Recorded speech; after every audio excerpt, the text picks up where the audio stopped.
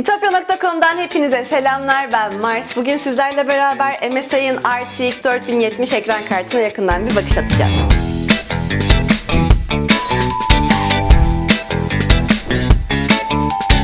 Yanında görmüş olduğunuz model MSI'ın Gaming X Trio modeli. Gaming X modeli çok uzun zamandır aramızda olan ve MSI'ın çok sevilen modellerinden bir tanesi. RTX 40 serisinde de bu model bizimle devam ediyor. Performansına geçmeden önce isterseniz bir görünüşüne bakalım. İsminde bulunan Gaming ibaresine çok yakışan bir şekilde gördüğünüz üzere çok şık bir tasarımı var. Oldukça agresif bir çizgiye sahip ve gördüğünüz üzere RGB detayları tamamen göz dolduruyor. Bunun yanında gördüğünüz üzere 3 tane fan mevcut. Bu fanlar çok özel fanlar, zaten birazdan bunu detaylıca inceleyeceğiz. Ada Lovelace mimarisi bize en güncel Nvidia teknolojilerini sunuyor. Bunlardan ilki de kartın üzerinde yazan RTX tabii ki de. Kısaca anlatmam gerekirse bir ışın izleme teknolojisi. Oyun içindeki ışıkların tıpkı gerçek hayattaki gibi kırılmasını ve yansımasını sağlıyor. Bunu anlık olarak sağladığı için biz oyun içinde kafamızı çevirdiğimiz an o an aslında gerçekleşmiş oluyor. Bunun bize katkısı tabii ki de oyun içindeki inanılmaz bir deneyim. Oyunlarımız çok daha güzel ve çok daha göz alıcı gözüküyor. Bu görsel deneyimin yanında performansımızı da oldukça arttıran bir teknoloji sahip, yani DLSS. RTX 40 serisiyle birlikte DLSS 3'e kavuşmuş olduk.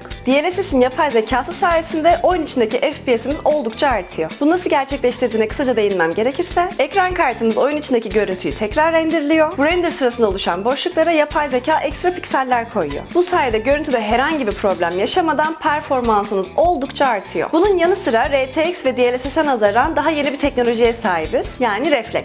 Reflex sistemdeki girdi gecikmesini düşürüyor. Yani biz mouse hareket ettirdiğimizde bunu oyuna en gecikmesiz şekilde yansıtmayı sağlıyor. Ki ben de bunu Valorant oynarken çok fazla kullanıyorum. Bu şekilde oyun içindeki tepkilerim en hızlı şekilde oyuna yansımış oluyor ve rakiplerimden bir adım her zaman önde oluyorum. Bunun yanı sıra Nvidia profesyoneller ve içerik üreticilerinde farklı çözümler sunuyor. Bunlar Nvidia Studio ve Nvidia Broadcast. Ki ben de bir yayıncı ve içerik üreticisi olarak bunları oldukça sık bir şekilde kullanıyorum. Yapay zeka sayesinde gürültü engellemeyi ve arka plan yok etmeyi ben de kullanıyorum. Tabii ki de tüm bunları yaparken kartımızın serin çalışması oldukça önemli. Bu noktada da MSI'ın soğutma teknolojileri devreye giriyor. Öncelikle fanlardan başlamak istiyorum. Üzerinde bulunan fanlar Torx Fan 5.0. Hava akışını ve hava basıncını en ideal şekilde tutabilmek için MSI'ın özel bir tasarımına sahip. Ve tüm bunları gerçekleştirirken çift rummanlı teknolojiye sahip olduğu için oldukça sessiz. Fandan ilettiği bu hava bakır plakaya ulaşarak çekirdeği her zaman soğuk tutuyor ve bizim performansımızı hep oldukça üst seviyede tutuyor. Bu aktif soğutmanın yanı sıra kartın arkasında bulunan metal plaka ise pasif soğutmaya yardımcı oluyor. Böylece kartımız her anlamda serin ve sessiz bir çalışma sunuyor. Kısaca MSI RTX 4070 bu şekildeydi. Daha fazla bilgi bu ve MSI'nin diğer ekran kartları için aşağıdaki linke tıklamayı unutmayın.